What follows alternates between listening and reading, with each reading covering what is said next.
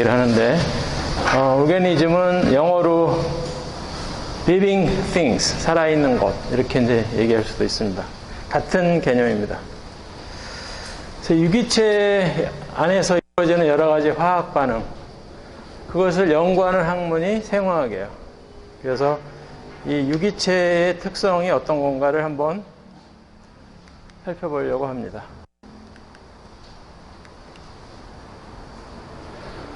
그래서 이 첫 단원에서는 생명체 특성, 생명체가 어떤 특성을 가지고 있는지, 그리고 그 생명체를 이루는 기본 단위는 잘 알다시피 세포입니다.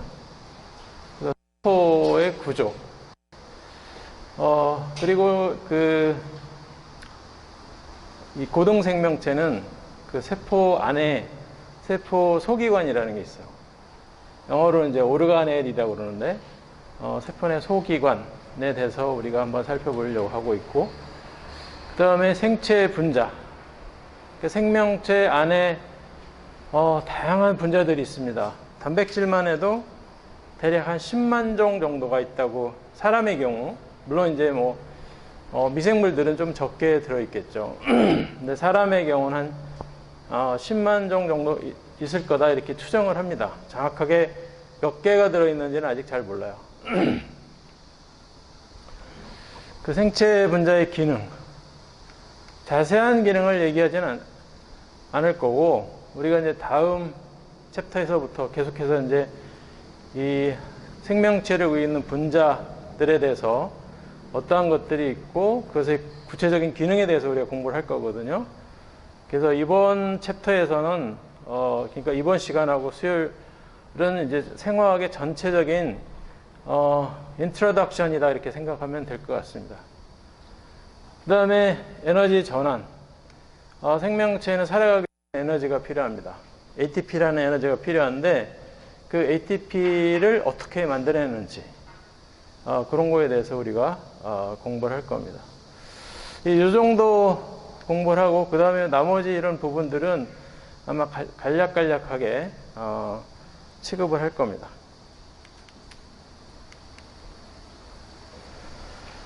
생화학은 아까도 얘기했지만은 살아있는 생명체 안에서 이루어지는 화학 반응에 대해서 공부하는 학문이다. 이렇게 이제 생각을 하면 될 것 같고요. 우리가 이제 일반 화학 또는 무기화학 이런 것들 여러분들이 아마 들어본 사람도 있을 거고 그런 수업을 듣지 않은 사람들도 있을 텐데 무기화학이라든지 일반 화학 같은 경우는 그냥 말 그대로 그 생명체 안에서 이루어지는 반응이 아니고 그 생명하고 상관없이 그냥 이루어지는 반응을 우리가 이제 얘기하는 거고, 이 생화학은 생명체 안에서 이루어지는 반응에 대해서 얘기를 하고 있는 건데, 근데 공교롭게도 일반 자연계에서 이루어지는 생명체하고 상관없이 이루어지는 화학 반응이 생명체 안에서도 이루어져요. 물론 이제 다 똑같지는 않죠. 상당히 많은 부분이 다르긴 하지만은 또 상당 부분이 공통적으로 오버랩이 되는 경우가 많이 있습니다. 그런 거에 대해서 우리가 생화학에서 이제 공부를 할 겁니다.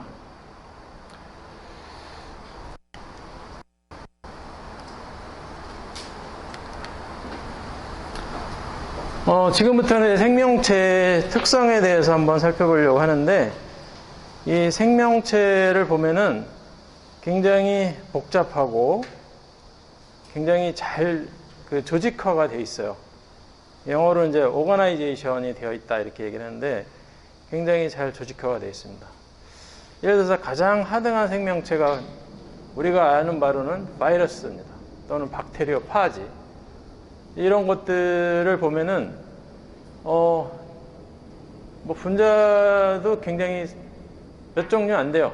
사람이 아까 얘기했듯이 한 10만 종 정도의 단백질을 가지고 있는 반면에 바이러스 같은 경우는 많아봤자 1000개 이내, 뭐 100개 이내일 겁니다. 제 생각에는. 그럼에도 불구하고 그 100개 정도 되는 단백질이 굉장히 잘 조직화가 되어 있고 그 생명체를 유지하는 생명 현상을 유지해 가는데 굉장히 적절하게 최적화되어 있습니다. 예를 들면은 요즘 유행하고 있는 코로나 바이러스 같은 경우가 이제 가장 대표적인 예인데 이 코로나 바이러스를 이루고 있는 단백질 종류가 그렇게 많지가 않습니다. 그럼에도 불구하고 계속해서 이게 분열하고 또 생존하고 퍼져나가죠. 그런 거 보면은 상당히 신기합니다. 더군다나 대부분의 생명체들은 유전 정보를 DNA에 가지고 있어요.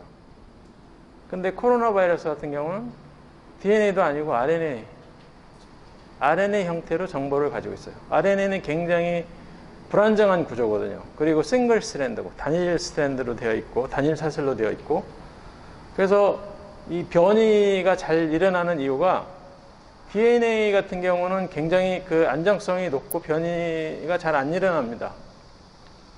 이 분열을 할 때 나중에 우리가 이제 DNA 복제 이런 거에 대해서도 공부할 텐데 복제가 일어날 때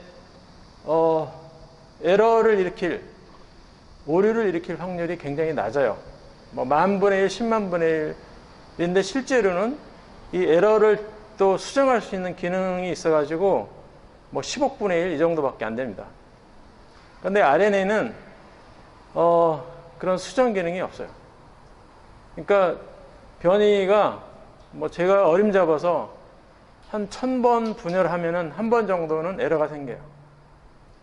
그러니까 이 RNA 바이러스 같은 경우는 계속해서 돌연 변이가 생길 수밖에 없고 변이가 계속해서 출현할 수밖에 없는 거죠. 그 다음에 이 생명체의 특징 중에 하나가 아까도 얘기했듯이 이제 살아있기 위해서는 생명 형상을 유지하기 위해서는 에너지가 필요한데 그 에너지를 어디서부턴가 얻어야 됩니다. 그래서 생명체를 보면은 에너지를 얻기 위한 그 시스템이 아주 잘 정돈이 되어 있어요.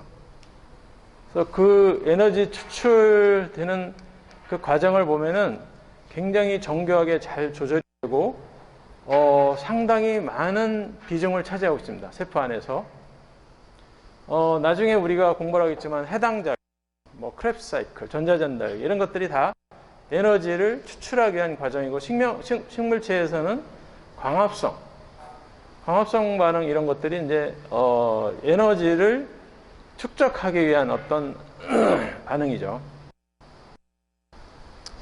자, 이런 에너지가 있어야만 생명체는 살아갈 수가 있고 또 후세대를 만들 수가 있고 뭔가 자기가 하고 싶은 일을 할 수가 있어요. 그래서 에너지가 굉장히 중요하다 이런 얘기고 그 다음에 이 생명체 안에서 여러 가지 구성 요소들이 아주 특이한 상호작용을 하고 있습니다. 단백질과 단백질 간의 상호작용, 또 단백질과 뭐 지방 간의 상호작용, 또 단백질과 DNA하고 상호작용, 이런 것들이 아주 잘 이루어지고 있어요. 예를 들면 지금 내가 어떤 효소가 필요하다, 우리 몸에서 어떤 효소가 많이 필요하다 그러면은 어떤 신호가 DNA에 전달이 됩니다. 핵 안에 있는 DNA로 전달이 돼가지고 DNA에서 그 관련된 효소를 많이 만들어낼 수 있는 그런 일들이 벌어져요. 그래서 DNA에서 RNA가 많이 만들어지고 또 그 많이 만들어진 RNA로부터 그 관련된 효소가 또 만들어지고 이런 과정이 이제 이루어지는 거죠. 근데 그때 그 단백질이 단백질이 DNA에 결합을 합니다. 어떤 단백질이 DNA에 결합을 해가지고 DNA로 하여금 많은 메신저 RNA를 만들어내도록 유도를 하죠. 그걸 우리가 이제 전사 조절이다 이렇게 얘기합니다. Transcription Regulation 이렇게 이제 얘기를 해요. 그래서 그것뿐만 아니고 뭐 단백질과 단백질 간의 상호작용도 많이 있고 또 단백질하고 뭐 지방하고 또 상호작용할 수도 있고 또 탄수화물과 단백질이 또 상호작용할 수도 있고 이 생체 분자들 간의 상호작용을 하는 것이 이제 특징이라고 볼 수가 있고요. 그 다음에 그 생명체는 주변 환경 변화를 인지를 합니다. 주변이 뭐 지금 뜨겁다, 아니면은 춥다, 아니면 산성이다, 아니면은 뭐 염기성이다, 알칼리성이다 이런 거를 인지를 해가지고 거기에 적절하게 대처를 하는 거죠. 그래서 그 예를 들면은 아주 그 외부 기온이 예상치 못하게 높은 온도로 막 계속 올라간다. 그러면은 어느 정도 임계점을 넘어서면은 이제 생명체가 죽긴 죽지만은 그 전까지는 생명체가 살아요. 어떻게 사느냐? 히샥 프로테인이라는 게 있습니다. 그러니까 이 열에 잘 견딜 수 있도록 해주는 단백질이 있어요. 그 단백질들을 많이 발현을 해요. 예를 들면은 그래서 그 단백질들이 열에 의해서 받는 여러 가지 충격을 어느 정도 완화를 해주는 거죠. 어떻게 구체적으로 완화해 주느냐 그것까지 설명하면 굉장히 복잡해지니까 뭐 그 정도까지만 설명을 하고 어쨌든 이 생명체는 외부의 환경에 적응하도록 이렇게 그 생화학 반응을 할 수가 있다는 겁니다. 그 다음에 마지막으로 이제 정확한 자기 복제 능력이 있습니다. 그 바이러스 같은 경우는 하나가 세포에 감염이 되면은 보통 100개가 100개가 돼서 나와요. 자손을 100개를 만드는 거죠. 100개가 나와가지고 그 다음 세포로 들어갈 때는 이론적으로 100개의 세포를 감염시킬 수가 있어요. 또 100개의 그 세포에서부터 각각이 100개가 뭐 30분 정도에 나오게 되면은 10,000개가 됩니다. 100배씩 증가하는 거예요. 10,000개가 되고 사람은 둘이 결혼해서 뭐 자식을 낳는다고 하더라도 뭐 한 1년 거쳐서 1명 뭐 쌍둥이 난다고 했을 때 2명 이렇게 그 생산 능력이 굉장히 적은 반면에 미생물 하등한 생명체로 갈수록 굉장히 많은 단시간 내에 많은 숫자의 자손을 만들어냅니다. 박테리아는 그렇고 박테리아는 한 마리가 30분 후에 20분 내지 30분 후에 2마리가 됩니다. 그리고 또 30분 20분 지나면은 또 2마리가 4마리가 돼요. 그러니까 2의 곱하기 2의 제곱으로 2의 n의 승으로 계속 증식이 됩니다. 그래도 한 24시간 하루 정도 지나면은 한 마리 박테리아가 엄청나게 많은 숫자로 증가를 하죠. 계산을 하면 될 겁니다. 2의 n의 승 해가지고 24시간 동안 만약에 1시간에 2번씩 분열했다고 가정을 하면은 2의 48승이죠. 2의 48승이면은 그 숫자가 어마어마한 숫자가 됩니다. 아마 몇억 마리가 될 거예요. 근데 그 바이러스 같은 경우는 2의 n의 승이 아니고 100의 n의 승이에요. 그러니까 20분, 30분 정도 후에는 얘네들이 그 바깥으로, 세포 바깥으로 또 나오는데 100의 n의 승이니까 뭐 하루 24시간 지나면은 몇백 조가 될 줄 몰라요.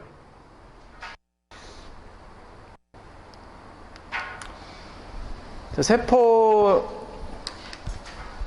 크기가 어느 정도인지 인터넷이 연결이 되어 있는지 모르겠는데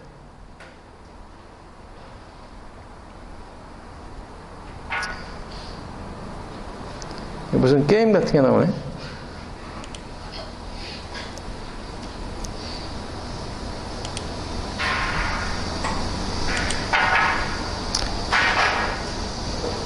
자, 지금 세포 크기를 한번 잘 보십시오. 지금 보여지고 있는 게 세서미 시드, 참깨. 이게 소금 알갱이 하나. 그 다음에 이게 이제 아메바 정도 됩니다. 아메바. 그 다음에 파라메시움이라고 하는 생명체고요. 그 다음에 이게 이제 피부 세포 하나입니다. 30 미크론 정도 되죠.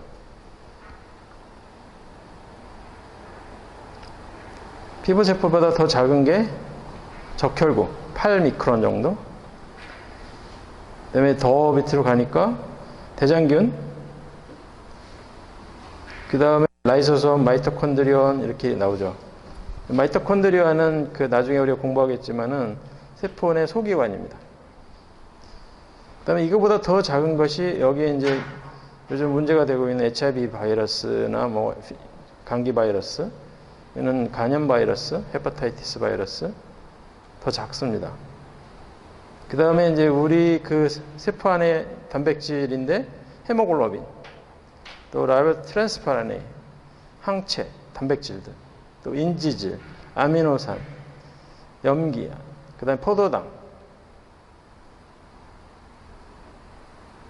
기본 단위가 이제 이런 탄소 원자가 되겠습니다.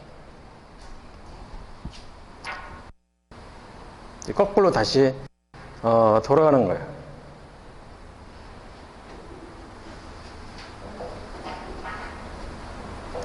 그 세포 크기가 얼마나 작은지 알 수가 있는데, 저희 실험실에서는 이제 세포를 키웁니다. 그래서 세포를 보고 싶으면은 한번 와서 볼 수가 있어요. 근데 그 현미경으로 관찰하지 않으면 안 보이고 한 40배 정도는 확대해야 우리 눈으로 볼 수가 있고, 그냥 눈으로는 안 보입니다. 그런 세포가 우리 몸에 대략 한 30조 개에서 한 50조 개 정도 있다, 이렇게 이제 얘기를 하고 있습니다.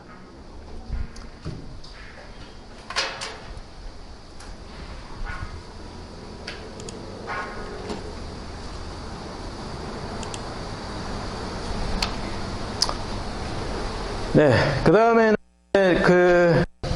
우리가 생명체를 분류하는 분류 체계가 있는데, 이거는 사실 뭐 여기서 볼 주제는 아니지만은 상식적으로 여러분들이 알고 있는 게 좋을 것 같아가지고 저희 그 강의록에 적어놨는데, 실제로는 그 생화학에서는 요 지너스하고 스페시스 요거 중심으로 보통 얘기를 합니다. 예를 들어서 사람 같은 경우는 호모 사피엔스, 또 대장균 같은 경우는 에셰리시아 콜라이 이렇게 얘기를 하거든요. 그때 앞에 나오는 게 속입니다. 호모 사피엔스 했을 때 호모가 그 속이에요. 지너스예요. 지너스형이고, 뒤에 나오는 사피엔스 또는 에셰리시아 콜라이 할 때, 이콜라이 할 때, 대장균 할 때 콜라이가 스페시스입니다.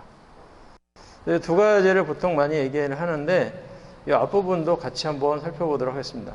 그러니까 그 생명 전체를, 생물체 전체를 그 크게 킹덤으로 나눌 수가 있습니다. 그러니까 개로 나눌 수가 있어요.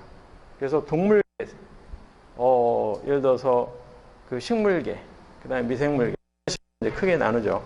동물계 안에서 또 문으로 또 이렇게 또 나눠요. 또 문 밑에 또 강이 있습니다.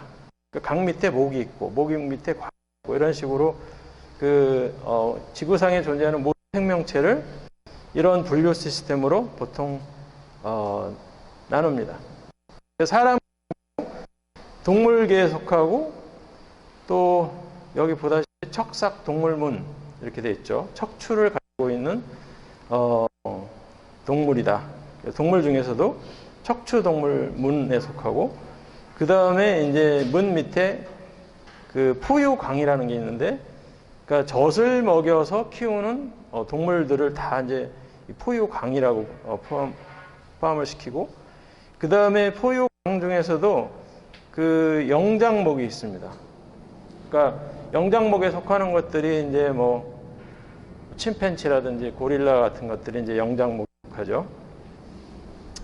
그 다음에 그 밑에 과가 있는데 사람과, 사람소, 뭐 사람총, 뭐 이런 식으로 이제 분류를 합니다.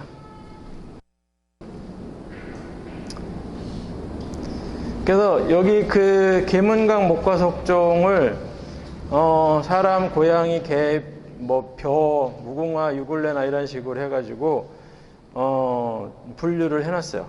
이거는 그냥 참고를 하시면 될 것 같고, 사람하고 개하고 한번 비교해 보면은 개, 문, 강 여기까지는 똑같아요.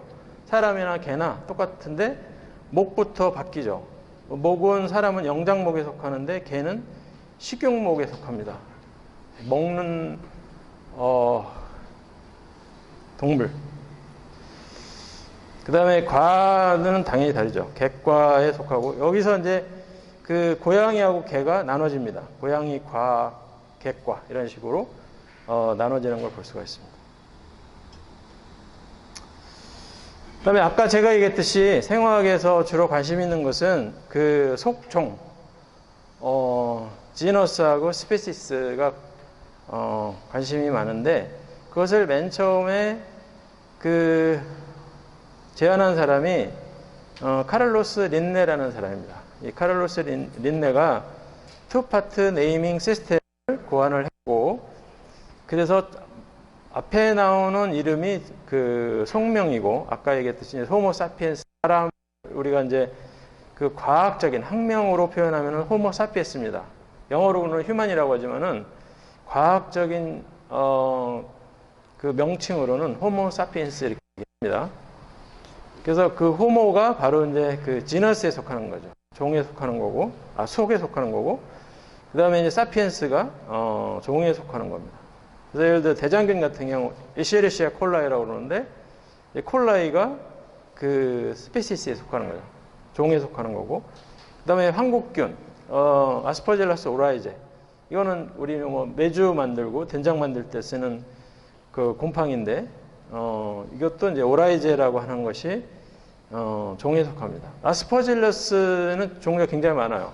아스퍼질러스 뭐 니딜런스, 아스퍼질러스 플라버스, 뭐 아스퍼질러스 오크라시오스, 뭐 이런 식으로 종류가 굉장히 많은데, 그 중에서 이제 황국균은 아스퍼질러스 오라이제라는 거죠. 그다음에 소나무 같은 경우 파이너스 코라이엔시스, 그다음에 효모 같은 경우는 이거는 이제 우리가 물 같은 걸 만들 때 또는 술을 만들 때 쓰는 효모인데, 사카로마이시스 세러비시아 이렇게 이제 할 때 사카로마이시스는 속이고 세러비시아는 종이 되겠습니다. 그래서 그 생물계를 크게 우리가 세 개의 생물계로 이제 또 나누는 방법이 있는데, 우리 교재에서 이제 나누는 방법입니다. 진핵 생물계라는 게 있고, 고세균류가 있고, 그냥 일반 세균류가 있습니다. 그런데 그 생화학에서는 세균류하고 고세균류를 구분하지 않아요. 같이 합쳐서 그냥 원핵 생물계. 그래서 프로캐리오트 이렇게 얘기합니다. 그러니까 진핵 생물계는 유캐리오트.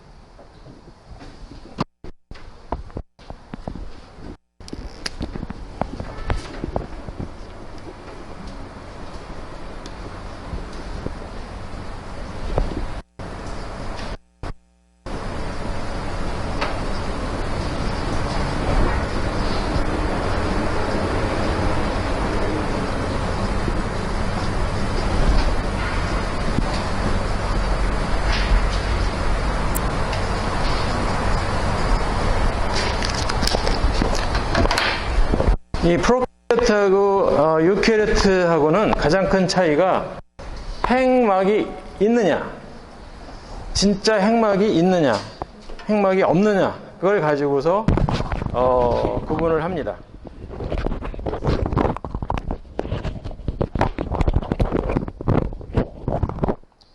마이크 두 개가 다 되는 건가? 이거 되나?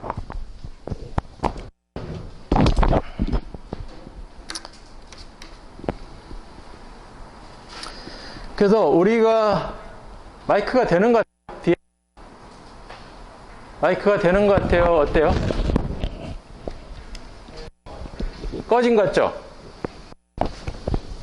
이렇게 얘기할 거고 지금 얘기하는 거하고 달라요? 똑같아요?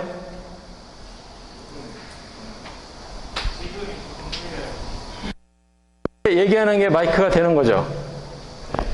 네. 예, 진핵 생물계는 아까도 조금 전에 얘기했지만은 진짜 핵을 가지고 있는, 진짜 핵이 뭐냐? 핵막을 얘기합니다. 핵막을 가지고 있으면 진짜 핵이라고 보는 거고, 이 원핵 생물계는 핵막이 없어요. 핵막이 없고 핵과 비슷한 형태만 가지고 있습니다. 생명체이기 때문에 유전 정보를 가지고 있어야 되는데 그 유전 정보를 갖고 있는 데가 핵이거든요. 근데 이 원핵 생명체에는 핵같이 생긴 모양의 유전 정보를 가지고 있는 부분이 있습니다. 그것을 우리가 핵양체 이렇게 얘기합니다. 핵양체. 핵하고 비슷하지만 핵은 아니다. 그래가지고 핵양체를 가지고 있는데 어쨌든 그 프로캐리어트하고 유캐리어트로 이렇게 나눌 수가 있고요. 이 진핵생물계부터 보면은 유캐리어트에 보면은 이제 동물들은 당연히 유캐리어트에 속할 거고, 그 다음에 식물도 다 유캐리어트에 속합니다. 그리고 곰팡이도 속해요. 곰팡이 여기에 속하는데 이 박테리아, 세균은 여기에 속하지 않습니다. 이쪽에 있죠. 박테리아는 이쪽 세균에 속하죠. 그 다음에 진핵생물계에 실리에이트라 해가지고 이 선모류가 여기에 속합니다. 그러니까 이렇게 몸에 털 같은 거 막 이렇게 달린 그런 생명체들, 선모. 그 다음에 이 슬라임 몰드라 해가지고 점질물의 곰팡이 종류들. 그 다음에 엔터 아메바라는 게 여기 있죠. 아메바 종류들. 그 다음에 프라젤레이트, 편모조류라고 보통 우리말로 번역하는데 뭐 이런 것들도 있고, 그 다음에 여기 세균류에 보면은 일반적으로 우리가 알고 있는 뭐 각종 세균들, 뭐 대장균을 포함해서 여러 가지 병원균들, 아니면은 우리가 미생물학에서 배우는 다양한 종류의 유용한 미생물들도 많잖아요. 예를 들어서 핵산 조미료를 만드는 코린 박테리움 같은 경우. 그리고 그 외에도 그린 설퍼 박테리아, 그 다음에 그람 양성균, 그 다음에 자색 세균, 퍼플 박테리아, 사이아노 박테리아, 이런 것들이 다 여기 세균류에 속하겠고요. 고세균류라는 것은 아주 역사적으로 오래된 세균류라 그런 의미를 가지고 있습니다. 그러니까 진화론에서 거의 초창기에 생명체가 출현하고 나서 초창기 때부터 있었던 그런 세균류들이 속하는 건데, 이 헬로파일 있죠. 이 헬로파일은 호염성 세균. 그러니까 바닷물 같이 짠 데서 자라는 세균들이 이제 헬로파일이 되겠고요. 그 다음에 메타노코커스, 메탄을 이용을 하는 그런 균들도 있고요. 그 다음에 메타노박테리아, 이것도 메탄을 이용합니다. 그 다음에 서머코커스 이런 것들도 있고, 프로티우스 이런 것들도 있고 그렇습니다. 이런 거를 다 외우려고 할 필요는 없고, 여러분들이 여기서 알아야 될 거는 이제 유캐리어트하고 프로캐리어트의 차이점이 뭔가, 그 정도 여러분 알면 될 것 같고, 이 경계에 있는, 그러니까 원핵 생물계하고 진핵 생물계 경계에 있는 게 뭐냐? 그게 바로 이제 곰팡이죠. 곰팡이하고 효모입니다. 그 곰팡이 효모는 진핵 생물계, 유캐리어트에 속합니다. 프로캐리어트가 아니고, 원핵 생물계가 아니고 진핵 생물계에 속합니다. 곰팡이부터는. 그래서 그 정도만 여러분들이 기억을 하면 될 것 같습니다.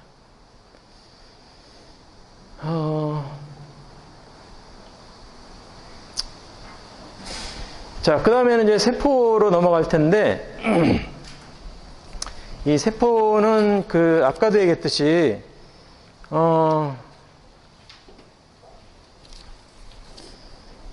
생명체의 기본 단위입니다. 그러니까 세포가 없는 생명체가 존재할까요? 지구상에.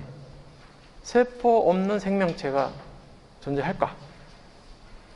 옛날에 제가 어떤 수업을 들었는데, 제가 학생 때, 대학교 다닐 때 교수님이 그 주관식 문제로 이런 문제를 냈어요. 세균도 암에 걸릴까? 세균도 암에 걸릴까? 그런 문제를 냈거든요. 그러니까 사람은 암에 걸려요. 개도 암에 걸린다는 거 우리 알아요. 그러면 세균에도 암이 있을까? 그래서 제가 이제 똑같은 문제를 한번 학생들한테 내봤어. 그랬더니 절반은 맞고 절반은 틀렸더라고.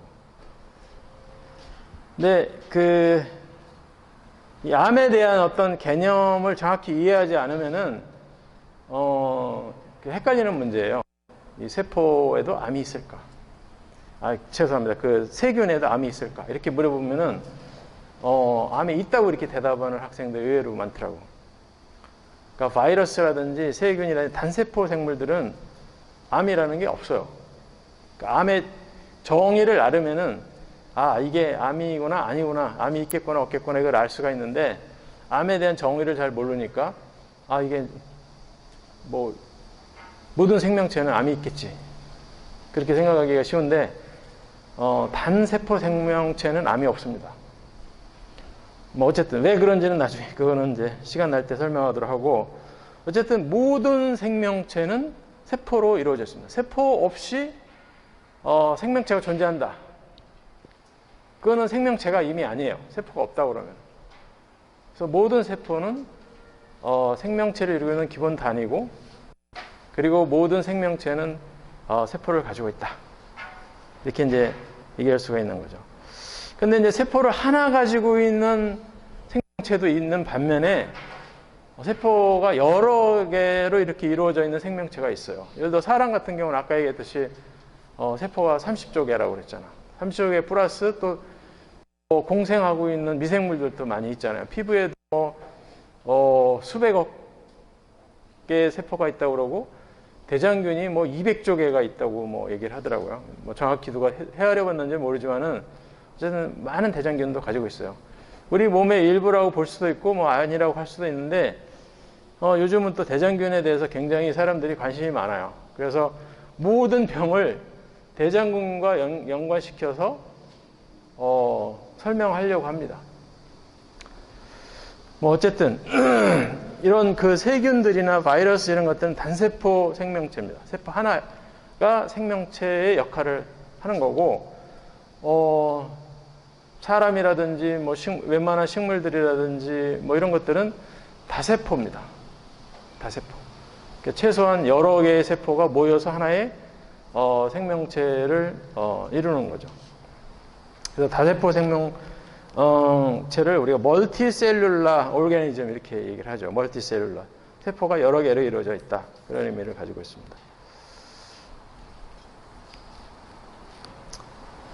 자, 세포를 보면은, 이거는 이제 박테리아 세포, 왼쪽에 있는 것이 박테리아 세포고, 오른쪽에 있는 것이, 여러분들이 볼 때 오른쪽에 있는 것이 이제 동물 세포인데, 여기에 세포질이라는 건 양쪽에 다 공통적으로 존재하죠. 사이토플라즘이라고 하는데, 이거는 공통적으로 다 존재합니다. 또 플라스마 멤브레인도, 공통적으로 이 단세포 생명체나 동물세포나 다 똑같이 존재해요. 그 다음에 라이보솜도 똑같이 다 존재해요. 그런데 여기 핵이 보니까 이 동물세포에 핵이 있는데 이쪽에는 핵이 따로 없죠. 대신에 뭐가 있냐면 뉴클레오이드라는 게 있습니다. 이게 이제 바로 아까 얘기했던 핵양체. 핵하고 비슷한 뉴클레오스 라이크 매터 이렇게 이제 얘기할 수가 있겠죠. 핵과 비슷한 어떤 물질, 핵양체. 그 다음에 뉴클리어 멤브레인. 뉴클리어 멤브레인도 동물세포에는 있는데 여기는 없어요. 그게 이제 박테리아하고 일반 동물세포하고의 큰 차이점이라고 볼 수 있습니다. 식물세포도 마찬가지예요. 식물세포도 핵막은 있어요. 고등생명체하고 이 하등생명체하고 가장 큰 차이점이 이 핵막이 있느냐 없느냐. 그게 이제 굉장히 중요한 차이점입니다. 그 다음 또 한 가지는 이 동물세포를 보면은 멤브레인 바운디드 오르가넬이라 가지고 세포 소기관들이 있어요. 요거에 대해서는 좀 더 자세히 이제 설명을 할 겁니다. 그리고 사이즈도 다르죠. 이게 박테리아 세포 같은 경우는 1미크론 정도밖에 안 됩니다. 1미크론 메타. 10-6승 메타죠. 그러니까 굉장히 작습니다. 우리 눈으로 안 보이고 현미경으로도 굉장히 많이 최소한 100배 이상 확대해야 보일까 말까 할 정도입니다. 이 사람 세포는 50 미크론이니까 이거 한 50배 정도입니다. 그러니까 제가 얘기했듯이 그 현미경으로 한 40배 정도 확대를 하면은 세포가 보여요. 아주 뭐 크게 보이진 않지만은 대략적으로 이게 세포다 아니다 이게 이제 구분이 될 정도로 보입니다.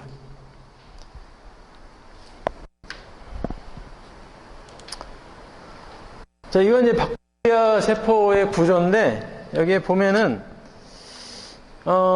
이 박테리아는 세포가 이렇게 하나가 있고 그 안에 이제 뭐 여러 가지 그 단백질도 들어가 있고 뭐 지방도 있고 또 그 DNA도 들어가 있고 유전 정보도 들어가 있고 그리고 바깥에 이렇게 털처럼 이렇게 나와 있는 것이 두 가지 종류가 있는데 하나는 그 선모라는 게 있어요. 선모. 이 조그만 털 같은 경우는 이제 선모입니다. 필라이라 해가지고 필라이는 주로 어떤 기능을 하냐면은 다른 세포 표면에 부착하는 기능을 담당하고 있습니다. 선모는. 그 다음에 프라젤라라 해가지고 좀 두꺼운 그 털이 있어요. 이게 이제 편모입니다. 이 편모는 이 세균이 움직이는데 이 프로펠러 역할을 해요. 그러니까 뭐 좌로, 우로, 앞으로 전진, 뭐 뒤로 후진 뭐 이런 거 할 때 이 편모의 그 편모를 흔들어 가지고 이동을 합니다.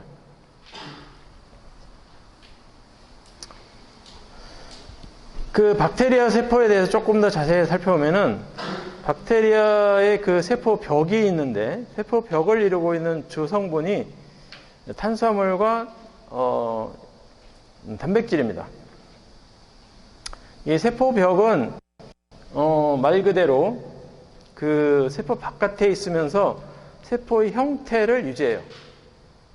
기계적인 지지 이렇게 표현을 하고 있는데 세포의 모양을 유지하는데 굉장히 중요한 역할을 담당하고 있고 그다음에 세포막이라는 게 또 있습니다. 세포벽 안쪽에 세포막이 있는데 이 막은 지방과 단백질이 주성분입니다.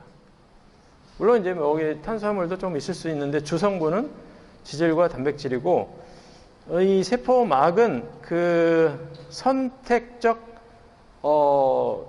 투과성 특성을 가지고 있어가지고 자기가 필요한 성분들을 바깥에서부터 흡수하고 또 자기가 필요 없는 물질들을 안에서 바깥으로 내보내고 이런 작용을 하는 그런 특성을 가지고 있습니다. 선택성 막이다. Permeability barrier라는 것은 선택적인 어떤 장벽이다. 이런 의미를 가지고 있는데 조금 전에 얘기했듯이 어떤 물질을 선택적으로 투하를 시킨다. 그러니까 아무거나 다 투과시키는 게 아니고 자기가 필요한 성분들만 투과를 시킨다는 거죠. 그 다음에 핵양체, 뉴클레오이드는 DNA하고 단백질로 이루어졌습니다. 뭐 잘 알다시피 이게 이제 유전 정보를 가지고 있는 부분이죠. 그 다음에 라이보솜이라는 게 있는데 이 라이보솜은 단백질을 합성하는 그 기구예요. 그래서 라이보솜이 있어야만 단백질이 합성이 되는데 예를 들어서 이제 코로나 바이러스 같은 경우는 라이보솜이 없어요. 라이보솜이 없는데 어떻게 자기 복제를 해서 아까 얘기했듯이 사람 세포에 들어가서 100마리가 돼서 나오고 100마리가 또 들어가서 10,000마리가 돼서 나오고 10,000마리가 들어가서 100만 마리가 돼서 나오고 이렇게 할 수가 있을까? 어떻게 이게 가능할까요? 자기는 라이보솜이 없어요. 자기는 유전 정보, RNA 그리고 그 코드 해가지고 사람으로 말하면 옷, 외피 그거밖에 없어. 그런데도 사람 몸 안에 들어와서 복제가 가능해. 엄청난 속도로, 엄청나게 많은 양으로 복제를 합니다. 어떻게 그게 가능하냐면은 우리 세포 안에 있는 라이보솜을 이용하는 겁니다. 남의 거를 빌리는 거죠. 그러니까 숙주가 없으면, 호스트가 없으면은, 숙주가 없으면은 바이러스는 생존하지 못해요. 지구상에서 사람이 싹 살다. 그러면 코로나 바이러스도 숙주가 없으니까, 물론 이제 박쥐에서 왔다 그러면은 박쥐가 숙주가 될 수는 있겠지. 그렇지 않은다면 사람이 없어지면은 바이러스도 같이 없어지는 겁니다. 그러니까 사람의 모든 것을 다 이용해요. 에너지도 사람 거 이용합니다. 사람 세포 안에 있는 ATP 이용해요. 자기는 그냥 DNA만 가지고 있는 거예요. 옛날 고등학교 다닐 때, 요즘은 뭐 그런 일이 거의 없겠지만은 숟가락만 가지고 다니는 사람도 있어. 도시락을 안 싸워. 숟가락만 가지고서 반 전체를 돌아다니면서 어떤 사람한테는 밥을 얻어먹고 어떤 사람한테는 반찬을 얻어먹어가지고 잘 먹고 잘 사는 사람들이 있었어요. 그러니까 바이러스가 일종의 그런 거죠. 자기는 딱 필요한 것만 가지고 있어요. 유전 정보, 그 다음에 유전 정보를 보호할 수 있는 막 꼬마 가지고 그 세포가 가지고 있는 모든 기능을 자기가 다 쓰는 거야. 누가 허락도 안 했어. 그러니까 라이보솜도 이용하고 또 뭐 DNA도 이용하고 뭐 그런 식으로 뭐 에너지도, 핵산도 이용하고 뭐 에너지도 이용하고 이런 식으로 해가지고 자기 자손들을 엄청나게 많이 만들 수가 있는 거죠. 그다음에 필라이라는 건 이제 아까 얘기했듯이 이 가는 머리카락 같이 생긴, 가는 머리카락 같이 생긴 털인데, 이게 이제 선모라고 그러는, 컨주게이션 할 때, 컨주게이션이라는 것은 이 미생물들도 이제 접합 같은 걸 합니다. 그래서 두 개가 접합을 해가지고 또 떨어지고 또 접합해가지고 다른 생명체를 또 만들어내고 뭐 이런 활동을 해요. 특히 이제 이식효 경우가 이제 합니다. 접합 같은 걸 많이 하거든요. 접합할 때 서로 두 개가 부착을 할 때 부착하는 데 도움을 주는 게 이제 필라입니다. 플라젤라는 아까 얘기했듯이 단백질로 돼 있어요. 머리카락 같이 되어 있는데 좀 더 굵었죠. 이거는 이제 운동성이 있어가지고 이 세포가 움직여 갈 수 있도록. 이 세포도 이 미생물도 생명체이기 때문에 어디에 영양소가 있고 어디가 산소가 있는 걸 알아요. 그래가지고 그쪽으로 이렇게 움직여 갑니다. 그리고 우리가 케모택시스라고 그러는데 또 뭐 어떤 경우는 빛을 좋아하는 어떤 미생물 같은 경우는 빛이 있는 쪽으로 계속 이렇게 움직여 갑니다. 주광성 뭐 이렇게 얘기하죠. 그때 움직여 갈 때 뭘 이용하냐면 프로펠러로서 이 플라젤라를 이용하는 거죠.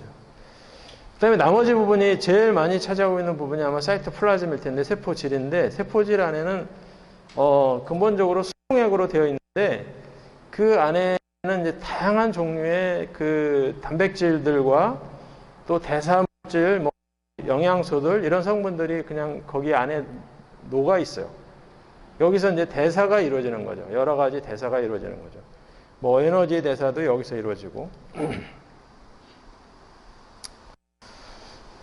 자, 그 다음에는 이제 유캐리오틱 셀로 넘어갑니다. 유캐리오틱 셀은 훨씬 더 복잡합니다. 왜 복잡하냐? 안에 세포 안에 여러 가지 세포 내 소기관들이 있어요. 그래서 더 복잡합니다. 일단은 핵부터 막으로 둘러싸여져 있어요. 그래서 우리가 이제 뉴클리어 엔벨롭 또는 뉴클리어 멤브레인 이렇게 얘기를 하는데 이 핵막으로 둘러싸여져 있고 이 DNA를 이제 보호하는 거죠. 유전 정보를 보호하는 장소고, 그리고 핵 안에서 DNA 메타볼리즘이라고 그러면은 DNA 복제입니다. DNA 복제. DNA가 예를 들어서 뭐 사람 같은 경우 23쌍, 46개가 있는데 이게 복제가 되면은 이제 2배가 되는 거죠. 그 언제 2배가 되느냐? 세포가 분열할 때. 이 사람 세포도 이제 계속 분열을 하거든요. 이제 여러분들 나이 정도 되면은 분열이 거의 끝났습니다. 여러분들 나이가 한 20살 정도 됐죠. 근데 어머니 뱃속에 있을 때는 분열이 굉장히 왕성하거든요. 세포 분열이. 그리고 한 10살 정도까지는 굉장히 액티브하게 분열이 일어납니다. 근데 성인이 돼서 이제 20살이 넘고 이러면은 세포 분열이 안 일어나는 건 아닌데 세포 분열이 그렇게 활발하게 일어나진 않죠. 이제 탈락되는 세포, 피부 세포들 일부 분열 일어나고, 그 다음에 그 적혈구를 만들기 위해서 골수 세포가 계속 분열하고, 또 면역 세포 계속 분열하고, 그 정도죠. 네. 그래서 그런 그 정보를 DNA가 가지고 있는데, DNA가 세포 분열할 때 DNA가 이제 복제가 일어나는데, 그걸 우리가 DNA 메타보리즘이라고 얘기를 하고요. 그 다음에 DNA 메타보리즘 뿐만 아니고 DNA에서 메신저 RNA가 만들어지는 것도 핵에서 만들어집니다. DNA가 전사가 되면은 메신저 RNA가 만들어져요.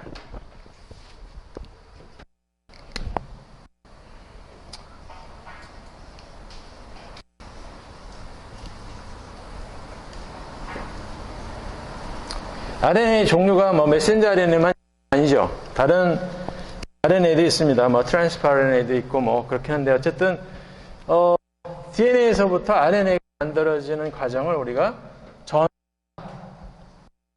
영어로는 트랜스크립션.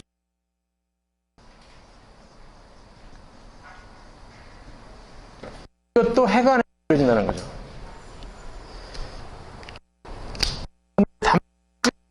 이 메신저 RNA가 단백질로 되는 과정은 핵에서 이루어지지 않습니다.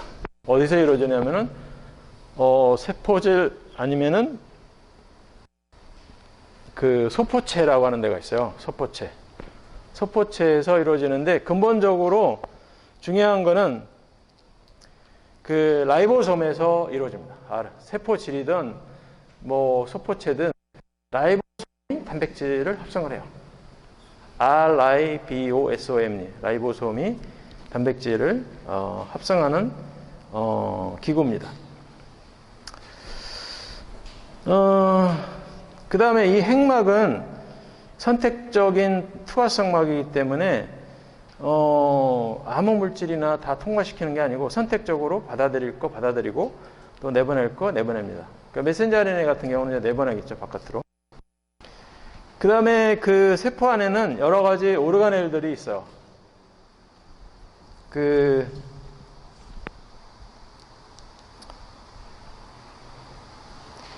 우리가 몇 시까지 수업을 해야 되는 거지? 응? 2시 45분.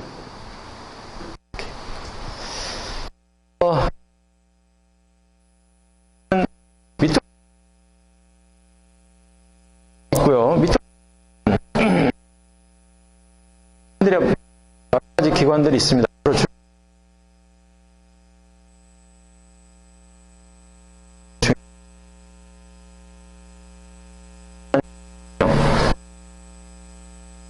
네.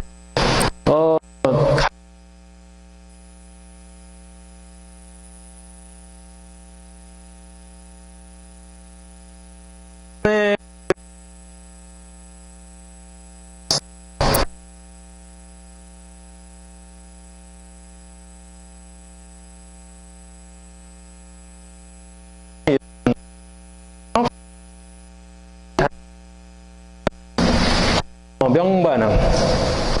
그 다음에 또 하나는 암반응. 그러니까 빛이 있는 상황에서 이루어지는 반응을 명반응, 빛이 없는 상태에서 이루어지는 것을 암반응, 이렇게 이제 얘기합니다. 근데 명반응에서 ATP를 만들어요. ATP, 에너지를 만들어요. 그리고 암반응에서는 그 명반응에서 만들었던 ATP를 이용해서 전분이라든지 설탕, 이런 탄수화물을 합성합니다. 그래서 저장을 하죠, 식물체가. 그다음에 라이소솜이라는 게 있는데, 라이보솜이 아니고 라이소솜. 이 라이소솜은 그 분해 해체하는 공장입니다. 세포 안에 있으면서 수명이 다한 단백질들, 또 수명이 다한 DNA라든지 메신저 RNA 뭐 이런 것들, 그런 것들은 이제 다 분해 해체시켜가지고 단위로 바꿔줘요. 들이 재활용이 될 수도 있고 아니면 폐기될 수도 있습니다. 그 다음에 이제 이 유캐리от에서 중요한 게 에너지를 생성하는 부분하고 에너지를 소비하는 부분이 서로 나눠져 있어요. 이 컴파트먼트가 나눠져 있어요. 그래서 나눠져 있는 게 왜 중요하냐면은 이 나눠져 있음으로써 그 평형 상태를 유지를 하지 않도록 합니다. 이 평형 상태를 유지하지 않도록 하는 게 중요한 게, 에너지를 열심히 만들려고 지금 하고 있는데, 한쪽에서 에너지를 소모해버리면은, 어떤 일이 벌어지냐면은, 에너지 자체가 아예 안 만들어질 수가 있어요. 평형 상태, 그러면은. 에너지가 어느 정도 만들어지다가 더 이상 안 만들 수가 있어요. 끊임없이 필요한 게 생명체인데 에너지가 끊임없이 만들어져야 되는 평형 상태에 도달해가지고 에너지 ATP라는 게 만들어졌다가 또 에너지 ATP가 또 분해되고, 그러니까 분해되는 속도하고 합성되는 속도가 똑같아졌다. 평형에 도달하면 안 돼. 생명체는 끊임없이 ATP 쪽에서는 만들고 쪽에서는 끊임없이 ATP를 쓰고. 근데 그거를 어떻게 해결했는지 그 문제를 구획을 나눈 거예요. 세포 안에서. 에너지를 만드는 장소 따로, 에너지를 쓰는 장소 따로 이렇게 컴파트먼트를 나눠놨어. 나눠놓으니까 한쪽에서는 계속해서 만들기만 하고 한쪽에서는 계속 에너지를 쓰기만 하고.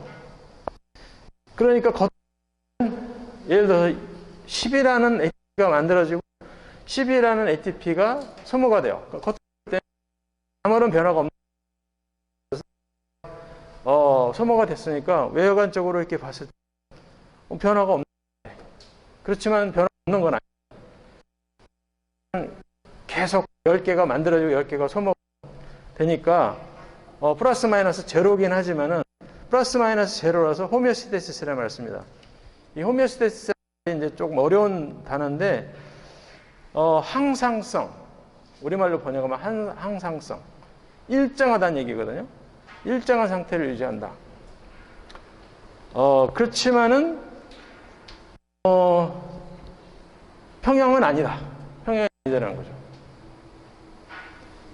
일정화된 것처럼 보이는데 평형은 아니다. 예를 들어서 이제 이렇게 한번 생각을 해보죠.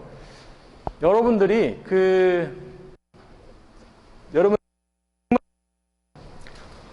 100만 원이 있는데 여러분들이 그 100만 원을 은행에다가 100만 원을 저축했다가 또 50만 원 꺼내가지고 현금으로 가지고 있다가 또 뭐 은행에다가 다시 50만 원 넣었다가 또 50만 원 빼서 가지고 있다가 아니면 30만 원 은행에서 빼고 70만 원은 은행에 있고 여러분이 가지고 있는 전 재산은 100만 원.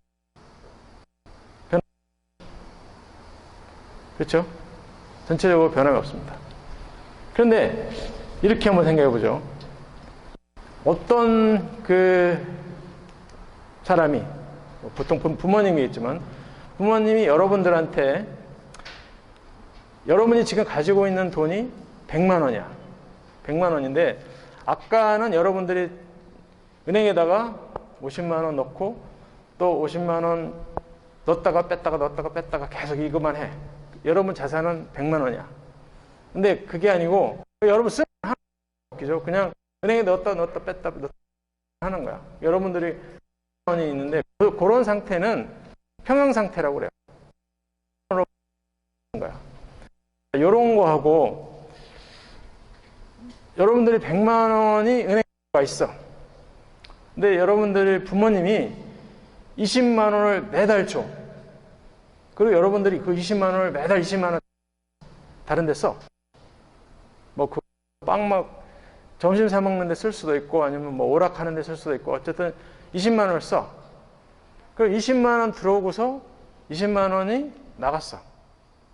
근데 여러분 그 통장에는 100만 원이 그대로 있는 거야. 겉으로 볼 때는 여러분은 하나가 없어요. 그냥 100만 원이야. 여러분들이 가지고 있는 자산은 100만 원이야. 그렇지만은 아까 전에는 들어오는 것도 없었고 나오는 것도 없었어. 나가는 것도 없었어. 근데 지금은 달라요. 들어오는 게 있고 나가는 게 있어. 들어오는 만큼 정확히 바깥으로 나가. 그렇지만은 안에 그 잔고는 100만 원 그대로야. 이런 상태가 호메오스테시스입니다. 외부에서 뭔가 그걸 호메오스테시스라고도 하고 정상 상태라고도 해요. 정상 상태. 스테디 스테이트.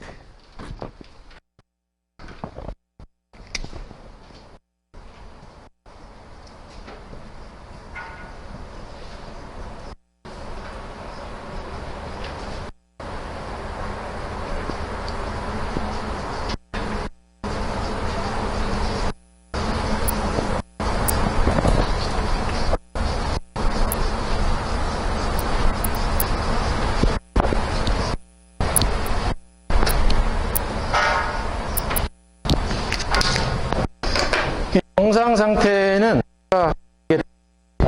20이라는 만큼이 들어가. 그래서 나한테 남아있는 100이 그대로 있는 거야. 변함이 없어. 그렇지만은 계속해서 뭔가 변화는 있는 거야. 반면에 그 평형 상태는 들어오는 것도 없고 나가는 것도 없고. 그런 상태를 평형 상태라고 이렇게 얘기하는데 이 생명체는 이퀴리브리엄 상태가 아닙니다. 스테디 스테이트예요. 그러니까 뭔가 엄청나게 안에서 변화는 있지만은 실제적으로는 별로 변화가 없는 것처럼 보여. 외형적으로는 아무 변화가 없는 것처럼 보인다고. 그렇지만 그 안에서는 계속해서 뭔가 변화가 일어나고 있는 거죠. 단백질 함량도 뭐 항상 100이라는 만큼의 단백질이 있는 것 같은데 실제로는 그게 아니고 뭐 100이라는 만큼이 합성되고 100이라는 만큼이 또 파괴가 되고 뭐 이런 일들이 계속 벌어지고 있는 거죠. 이 동물 세포하고 세포 얘기해 보면은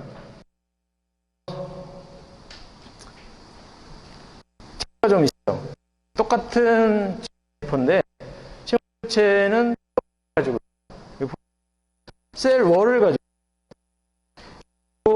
그 백골이라는 큰 액포가 있어. 말로 액포라고 번역합니다. 이게 그 무슨 뭐 액체로 꽉 차 있어. 그다음에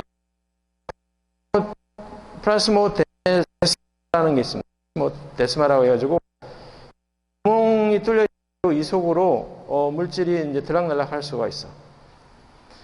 그다음에 그 틸라코이드 뭐라고 해야 돼가지고 클로로플라스트의 구성 성분인데.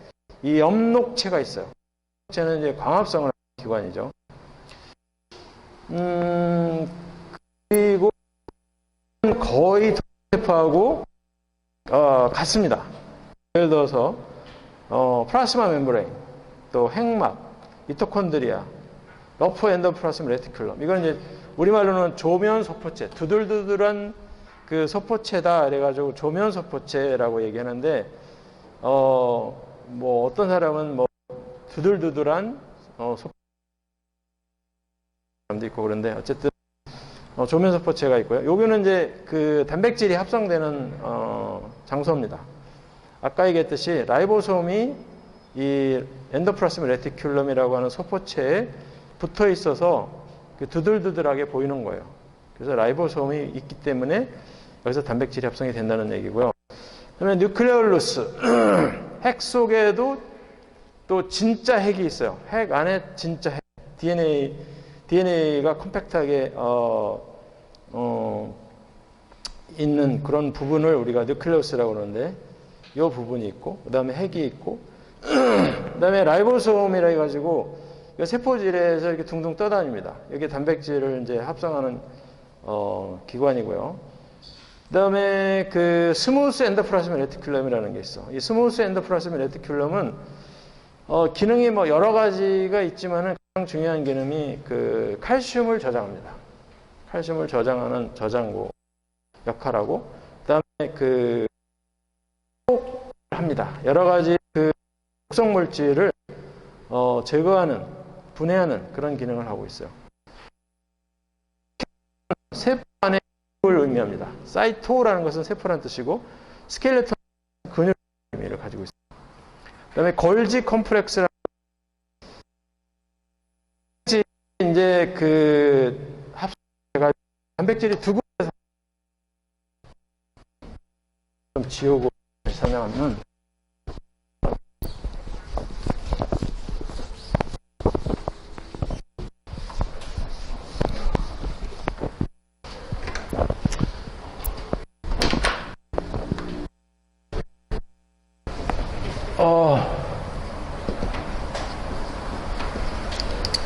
이 라이보솜, 세포질에 있는 라이보솜에서도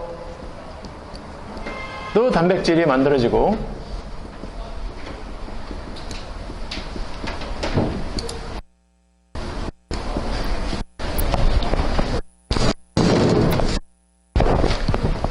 두 번째는 이제 아까 얘기했던 ROP2R, 조면 세포체.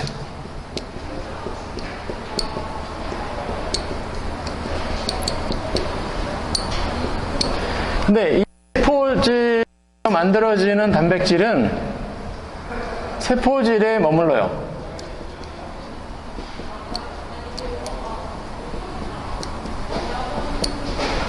근데 이 조면 세포체에서 만들어지는 단백질들은 다른 기관으로 이동을 합니다.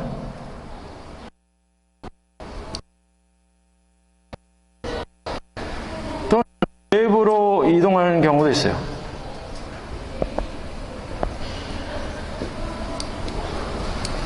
그래서 우리 사람을 예를 들면은 뭐 10만 종 정도의 단백질이 만들어진다고 그러는데, 그 중에서 뭐 예를 들어서 절반은 뭐 라이보솜에 의해서 만들어지고, 절반은 조면세포체에서 만들어질 수도 있어. 예를 들면은 조면세포체에서 만들어지는 것들은 일단은 만들어진 다음에 이 골지체로 갑니다.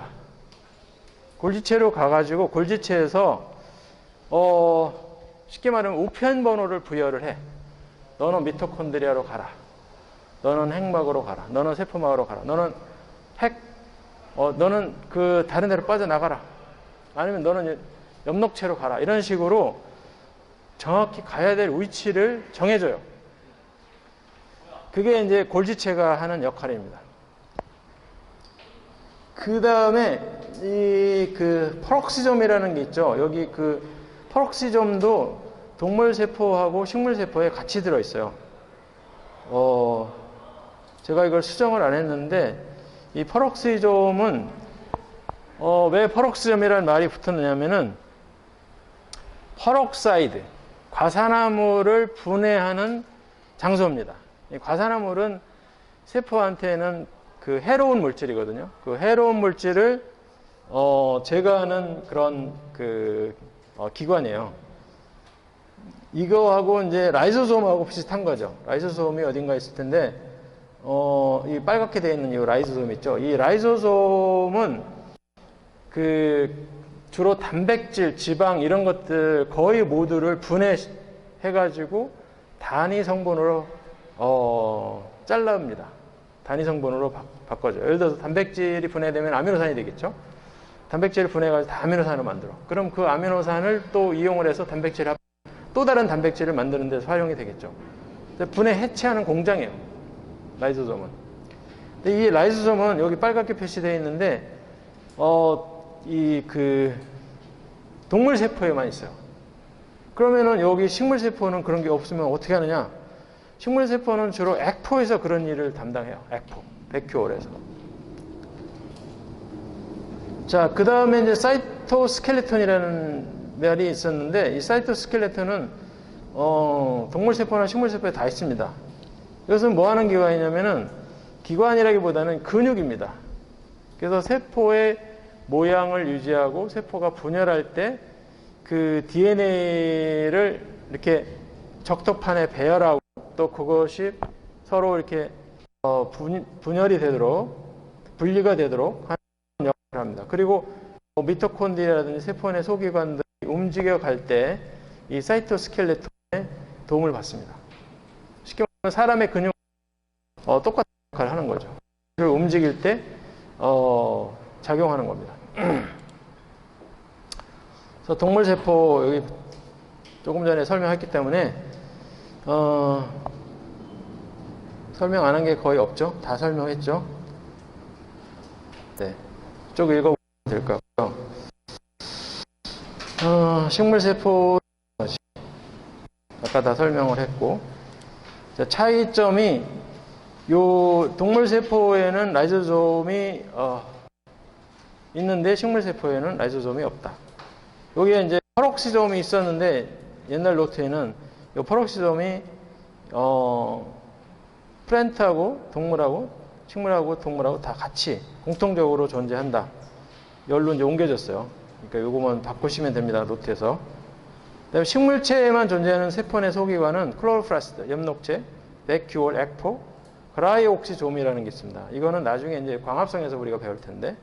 그다음에 데스마, 물질 이동하는 어떤 창고 역할을 하는 거. 그다음에 셀월, 세포벽. 동물 세포에는 세포벽이 없습니다. 세포막은 있는데 세포벽은 없어요. 이렇게 식물 세포하고 동물 세포하고 약간의 차이가 있다. 그런 얘기고요. 그다음에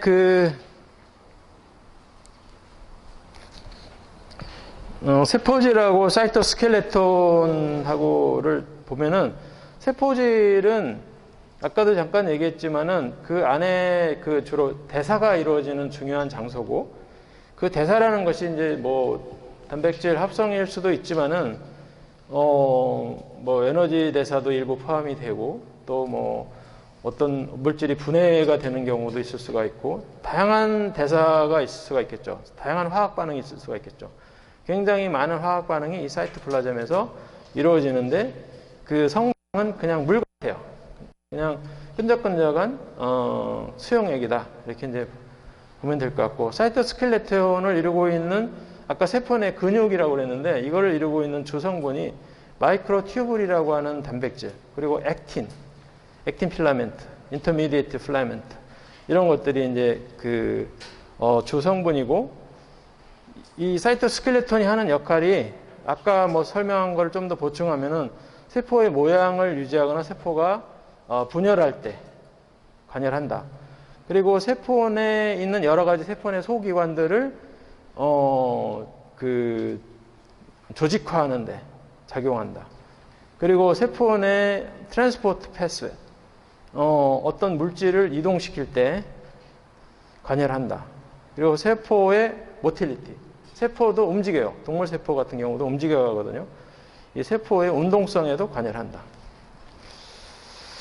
그런 얘기가 되겠고, 이거는 이제 그 그림을 보여주고 있는 건데 뭐 그냥 보시면 알 것 같고, 요 안쪽 부분이 DNA고, 요 진한 하늘색으로 되어 있는 요 부분이 세포질 부분인데, 여기에 보면은 뭐 여러 가지 단백질들도 있고, 또 펩타이드들도 있고, 뭐 라이보솜도 여기 안에 들어가 있고 그렇습니다.